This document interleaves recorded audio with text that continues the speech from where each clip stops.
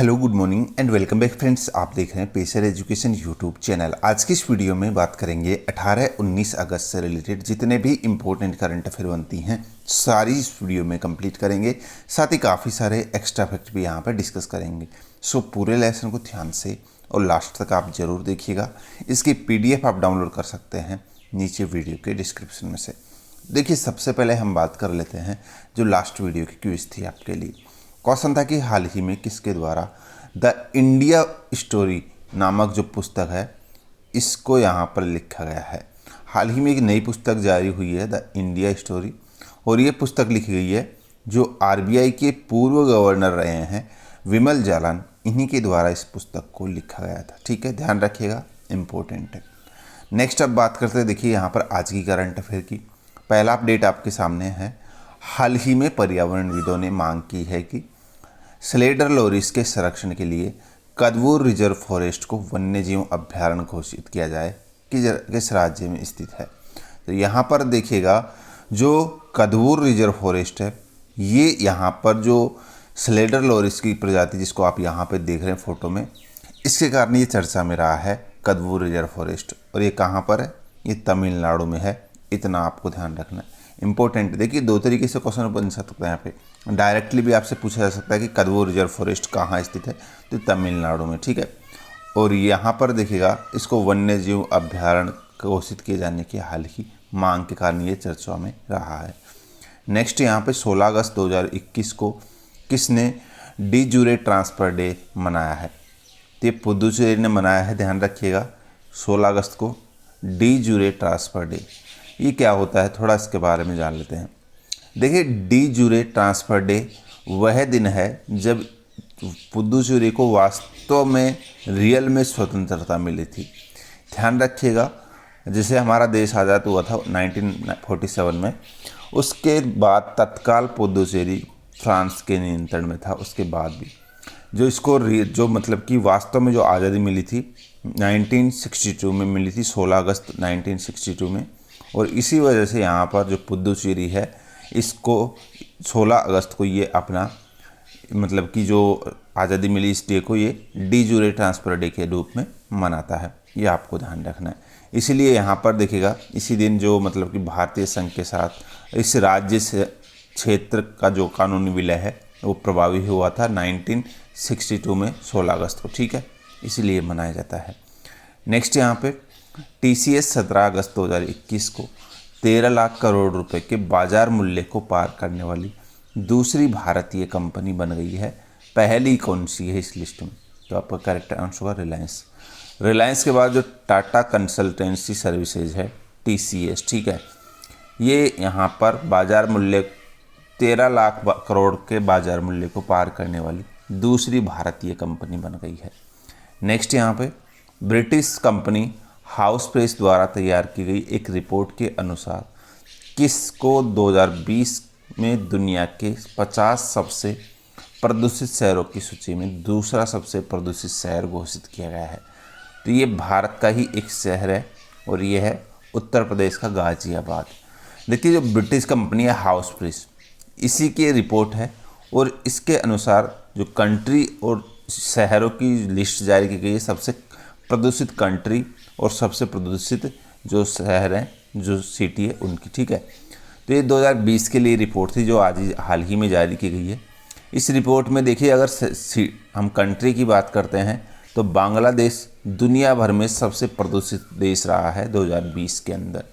उसके बाद पाकिस्तान है, भारत है, मंगोलिया है। ठीक है, ये तो हो गई देशों की बात।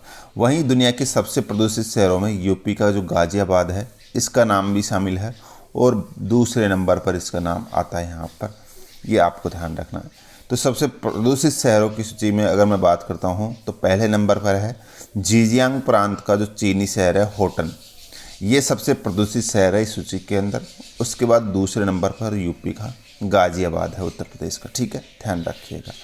अगला अपडेट है, अमेरिकी संसद ने किसको उनकी शांति और अहिंसा को बढ़ावा देने के लिए मरणोपरांत प्रतिष्ठित कांग्रेस स्वर्ण पदक देने का प्रस्ताव किया है या रखा है? तो करेक्ट आंसर होगा आपका महात्मा गांधी। इसका सही आंसर होगा, ये आपको ध्यान रखना है। अगला अपडेट अपना देख लीजिएगा यहाँ पर। हाल ही में पुस्तक the dream of revolution a biography of Jayaprakash Narayan प्रकाशित की गई है, जिसके लेखक हैं। तो ये पुस्तक लिखी गई है विमल प्रसाद और सुजाता प्रसाद, दोनों ने सहयोग से जो है सहलेखन से इस पुस्तक को लिखा गया है। और ये पुस्तक है the dream of revolution a biography of Jayaprakash Narayan. जो जयप्रकाश नारायण जो कि एक महान लेखक हैं, नाम अच्छे से आपने सुना होगा, उन्हीं की मतलब की जो बायोग्राफी है, जीवनी है, उसको इसमें दर्शाया गया है, ये आपको ध्यान रखना है। और ये विमल प्रसाद और सुजाता प्रसाद के द्वारा लिखी गई है। नेक्स्ट यहाँ पे हाल ही में हर्षित राजा भारत के कौन से नंबर के शतरंज ग्रैंड मास्टर बने हैं? तो करेक्ट आंसर होगा 69वें नंबर के। यहाँ पर ये तो आपको ध्यान रखना ही है, अब तक भारत को जो है टोटल 69 ग्रैंड मास्टर मिल गए हैं शतरंज के। और यहाँ पर एक क्वेश्चन और बनता है कि पहले ग्रैंड मास्टर कौन थे भारत के शतरंज के? तो वो आपको नाम ध्यान है ही वैसे, जो विश्वनाथन आनंद है, ये 1988 में देश के पहले ग्रैंड मास्टर बने थे। ठीक है, नेक्स्ट यहाँ पे देखिएगा, छत्तीसगढ़ ने राज्य में 4 नए जिले और 28 नई तहसील बनाने की घोषणा की है। नए जिले बनने के साथ ही राज्य में प्रशासनिक जिलों की कुल संख्या कितनी हो गई है? तो इन 4 नए जिलों के गठन के साथ ही अब जो राज्य में जिलों की संख्या है वो बढ़कर कितनी हो गई है? 32 हो गई है। ठीक है, फिर देखिएगा,